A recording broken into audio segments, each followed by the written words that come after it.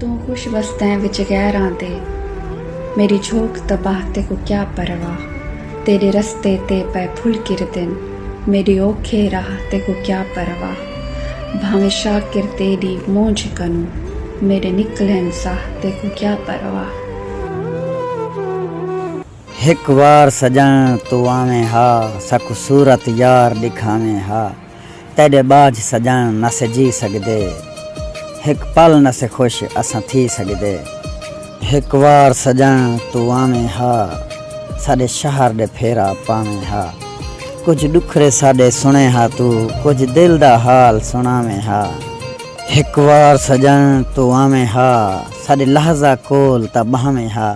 मता जिंदगी तई वत ना टकरूं, सकु गल दे नाल चलावें हा। हिक वार सजण तू आवें हा।